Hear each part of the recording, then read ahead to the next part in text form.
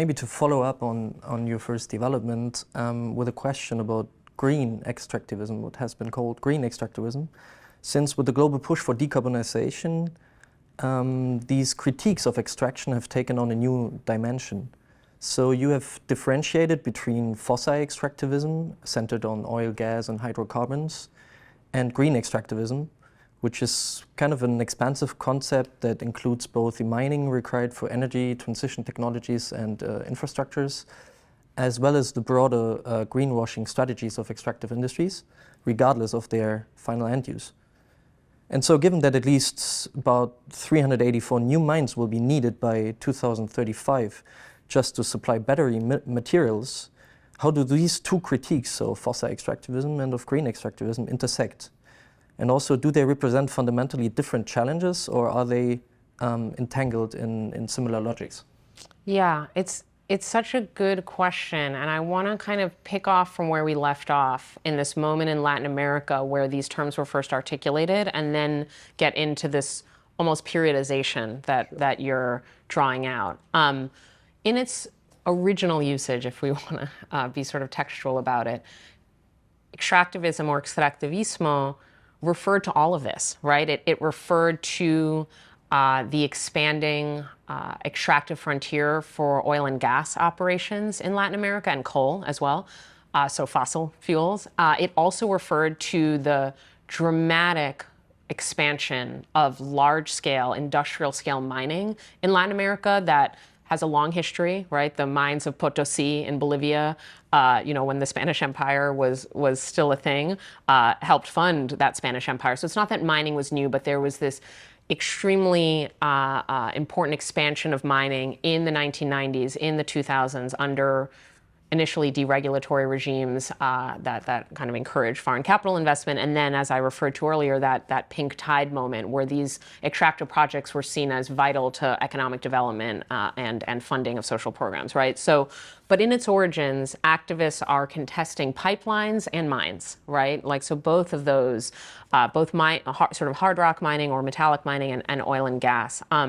But I will say that even there's a distinction we can make that helps us, I think, with some of the later parts of your question, in that it was really this dramatic expansion of mining in Latin America, and Latin America becoming a top provider of minerals to the global economy and as a top destination for mining-related investment, starting in the 1990s and taking off from there, that I think it intersected with this moment of progressive government and then kind of became imbricated in this intra-left battle. What mining really called attention to was how extremely territorially expansive extractivism is. Because mining, even as in just a kind of physical set of operations, even compared to oil and gas, has just a really large material footprint, right? And there was also a really big push of mining territories that had not been previously subjected to extraction. So we're talking about the Amazon basin.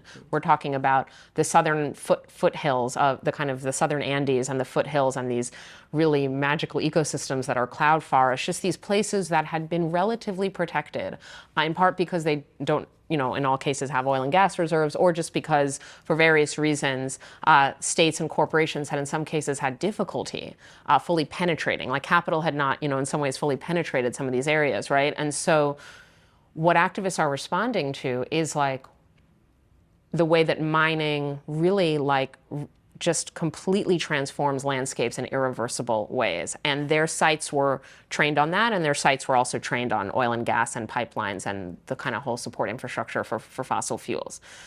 That's one way to think about it in its origins. I want to maybe just address a couple of other things, because I do think that we can start to see differences, especially over time, when we, kind of think about a moment in which a lot of resource extraction, and this is still the case today, of course, is for fossil fuels, right? And then we think about maybe a future moment, still totally a future moment like that has not arrived, in which we start to reduce fossil fuel extraction and we are primarily extracting for this green economy. Again, I want to be very clear, that's not what's happening now. What we have, in fact, is a simultaneity of fossil and green, right? So they're actually, these two regimes of extraction are happening simultaneously. We have fossil fuels growing and more profitable than ever and in high levels of demand. And then we have new demand, in addition to that, for extraction that serves the supply chains of solar panels or lithium batteries, right? But, you know, if we think about what some of the differences are, especially from the perspective of the left and of kind of critical analysis, but also transformative political projects, there's a way in which a focus on fossil extractivism. So I'm thinking of, for example, these big battles over pipelines in the United States, like Standing Rock or the Keystone Pipeline, you know, in over the past decade. Really like aligned a lot of different types of movements. So you have, of course, climate activists would be opposed to fossil extractivism because of its planetary impacts on the climate system. You would have local environmentalists, also local farmers or ranchers that were concerned about the effect of these pipelines and their pollution, oil spills, et cetera, on local landscapes. You had, in the context that I was referring to, indigenous nations who were contesting the way these pipelines were fragmenting their indigenous territory and posing threats to their sovereignty as indigenous nations. And that created an alignment that sometimes, as I said, like had really unexpected allies, like a rancher or farmer who might be conservative politically, but like allying with like an indigenous nation or an ecological group because the pipeline posed a threat.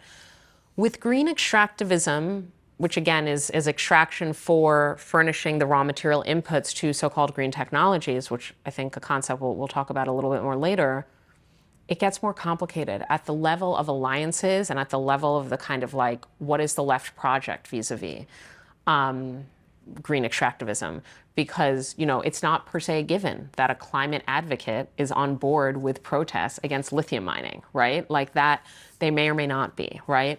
And so, and I think that has a deeper conceptual implication that's important for us, right? It's not just about the messiness of politics and how this might divide otherwise kind of strong coalitions that join, for example, you know, local environmental and climate activism. But there's also a way in which, for me, that thinking about green extractivism, even while we note and observe that fossil extractivism remains predominant, but thinking about green extractivism, I think forces a deeper reckoning with the extractive foundations of our economic system, right? Because I think that it's imaginable to have capitalism without fossil fuel extraction. That's imaginable to me. We can debate it. You know, there are other scholars and people that disagree with me, but I think it is imaginable with enough state support and with certain political conditions in place that we maybe don't currently have, but it's imaginable to me. It is not imaginable to have capitalism without extractivism. And maybe, and this is the more risky point to make, maybe it's not imaginable to have like eco-socialism without any extraction, you know, something that we'll get into more later. But what I think that if we think about that, even the technologies that are going to help us clean the air and prevent everything from localized pollution, you know, from tailpipe emissions on cars to the planetary effects of disturbing the atmospheric system with all these emissions, like even those technologies require extraction. What does that mean about extraction as this kind of foundational to economy and society? And then what does that imply about the possibilities for a truly ecological socialism? Like, it raises difficult questions that I think we should talk about, but I think the first approach should be they don't admit easy answers necessarily.